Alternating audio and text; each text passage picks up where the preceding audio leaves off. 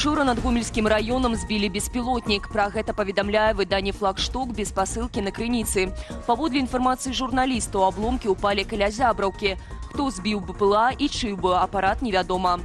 Пад Зябраўкой размешчаны былы аэрадром для стратэгічнай ядравай авіяцыі, пабудаваны за савецкімі часамі. З пачатку агрэсіі Расіі ва ўкраіне там размяшчаюцца расійскія вайскоўцы і сістэмы СПА. Апошнімі днямі над Беларусю фіксавалася адразу некалькі выпадкаў залёту дронаў. Той жа «Флагшток» напярэдадні пісаў пра палёты знішчальніка над іншымі раёнамі Гомельскай вобласці.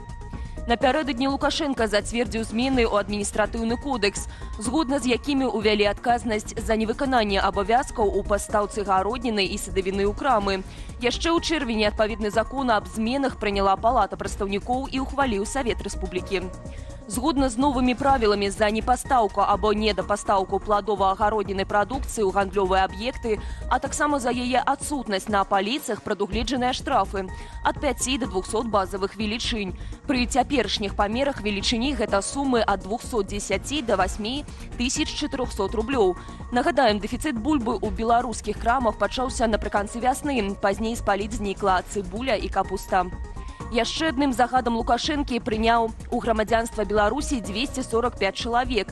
Гаворка ідзе пра іншаземцаў і асобаў без грамадзянства, што пражываюць на тэрыторыі нашай краіны. Беларускі пашпарт атрымалі нарадзінцы 16 дзяржаваў, напрыклад, Украіны, Расіі, Латвіі, Ірану, Егіпту ды іншых. Акрамя таго, некаторым просьбітам адмоўлена ў грамадзянстве нашай краіны праз парушэнне закону. Колькі такіх выпадкаў прэс-служба не ўдакладняе. Гэта другі такі загад з пачатку года. Мінулы раз у сакавіку Лукашенка выдаў пашпарт Беларусі больш чым 300 асобам. Шмат хто з беларусаў, якія калісьці вымушана пакінулі радзіму, цяпер вяртаюцца дадому. Праз праблемы з дакументамі, эканамічныя цяжкасці ці настальгію. Але вяртанне не заўсёды радасны і просты шлях. Мая калега Марыя Михалевіч з сайту belsat.eu пагутрыла з беларусамі, якія пастанавілі ехаць дадому, а таксама выслухала меркаванне псіхолага. Сваёй гісторыяй журналісткаю сайту падзяліліся Кацярына і Андрэй. Яны пераехалі ў Польшу пасля пратэстаў 2020 года. На пачатку ўсё было ідэальна. Магчымасці для падарожжаў, прыстойны заробак, але з цягам часу пачалі выплываць і мінусы. Рост коштаў, змена стаўлення да беларусаў, стома. Так і прыйшло рашэнне вярнуцца на радзіму. Як зазначае псіхалагіня Наталя Скіпская, эміграцыя гэта насамрэч няпроста.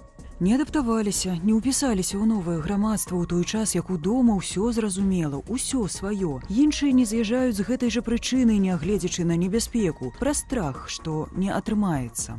Але вяртанне гэтаксама складанае выпрабаванне. І на гэты крок адважваюцца праз настальгію і тугу па доме, праз стому ад адаптацыі. Больш гісторыяў беларусаў, а таксама парады псіхалагіні наконт адаптацыі чытайце ў матэрыяле «За мяжой я зразумеў, як люблю Беларусь».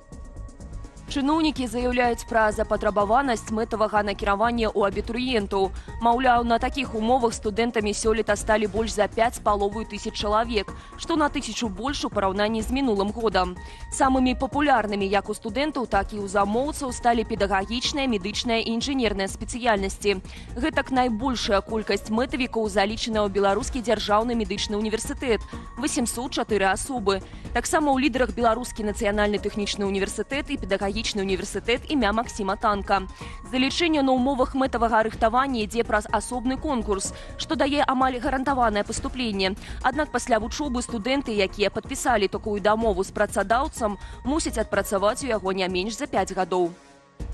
Улады Беларусі плануюць чарговае новаўвядзенне – адзіны дзень прыборкі. Ініцыятыва нібыта мусіць дапамагчы грамадзянам зразумець, калі, дзе і як прыбіраць – у кватэры, на лецішчы або ў двары. Вядоўца праграмы «Атмасфера» на Белсаце Александр Кныровіч у сваёй аўтарскай калонцы на нашым сайце параўнаў такую ідэю з вяртаннем у часы савецкіх суботнікаў. Аднак, зазначае эксперт, цяпер іншы час. Людзі жывуць паводле розных працоўных графікаў. Таму чыноўнікі пастанавілі пара спарадкаваць усё і праз абмеркаванне абралі чацвер для навядзення чысціні. Пры гэтым новыя правілы добраўпарадкавання, уведзеныя ў траўні, ужо распісваюць нават вышыню травы ў агародзе, ды формы насыпаў з будматэрыялаў. Што стаіць за гэтую ініцыятываю? На думку Александра Кныровіча, найперш патрэба прадэманстраваць, што ўсё пад кантролем дзяржавы. За парадкам сочаць строга і дакладна. Больш разважанняў эксперта на нашым сайце. На мапе свету можа з'явіцца новая дзяржава. У Парыжы падпісалі пагадненне, згодна з якім заморская калонія Францыі, Новая Каледонія, атрымае поўную аўтаномію. Пры гэтым паўнавартаснай дзяржавай яна не стане. Кампрамісу дасягнулі непрыяцелі і прыхільнікі незалежнасці астравоў у прысутнасці прэзідэнта Францыі. І пасля 2 пагадненняў і 3 рэферэндумаў, бо вы падпісалі гэта сёння раніцай, Новая Каледонія адкрывае новую старонку сваёй будучыні у спакойных стасунках з Францыяй. Атрыманая формула, як адзначыў міністр дзяржаўных справаў, ёсць цалкам інавацыйнай і адпавядае складанасці вашай тэрыторыі. Наконт пытання незалежнасці яшчэ мусіць прайсці рэферэндум. Калі насельнікі Новай Каледоніі падтрымаюць змены, яны атрымаюць асобнае грамадзянства. Пры гэтым захаваюць пашпарты Францыі. Новая дзяржава будзе самастойна весці міжнародную палітыку, але Францыя працягне дапамагаць ёй у эканамічным развіцці. Невялікая група астравоў у Ціхім акіяне пад назваю Новая Каледонія стала французскай заморскай тэрыторыяй адразу пасля Другой сусветнай вайны. Там жывуць менш за 300 000 чалавек. А цяпер вяртаемся да беларускіх навінаў. Непрыемны гост чакаў жыхарку Чэрвенскага раёну на ейным падворку. Туды запаўзла змяя. Жанчыне давялося выклікаць ратавальнікаў.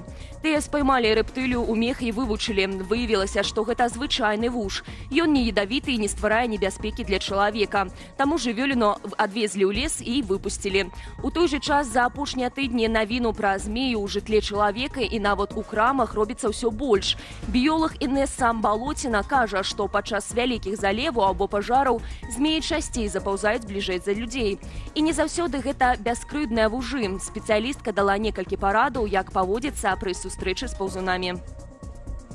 Калі пабачыў змяю, то проста адхадзі ад яе і ніколі там не трэба ў яе кідацца там нейкімі палкамі альбо камянямі. Проста можна пастукаць па зямлі там і яна пачуе, што вось тут чалавек побач і пастараецца упаўсці, нікога не будзе чапаць. Ну, тым больш, што сярод змеі ёсць і чырванакніжная медзянка, і чалавек неспрактыкаваны, ён можа і не адлічыць, якая там гэта гадзюка ці гэта вуж. Канцэрты, майстар-класы, дыскусіі і проста адпачынак у прыемнай кампаніі. На Падляшшы 3-й і заключны дзень фестывалю беларускай культуры «Тутака». Напярэдадні там адбылася сустрэча з зорнымі вядоўцамі нашага тэлеканалу, які стаў галоўным медыапартнёрам фестывалю. Паглядзім разам, як гэта было.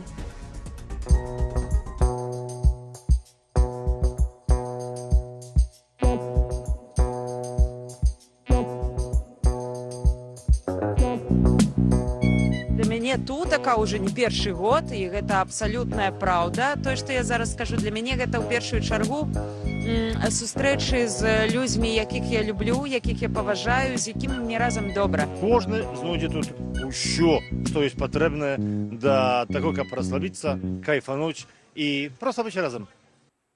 Гэта ўсе навіны на гэты час. Заставайцеся з Белсатам, а я ж на гэтым з вамі развітваюся. Беражыце сябе і да сустрэчы.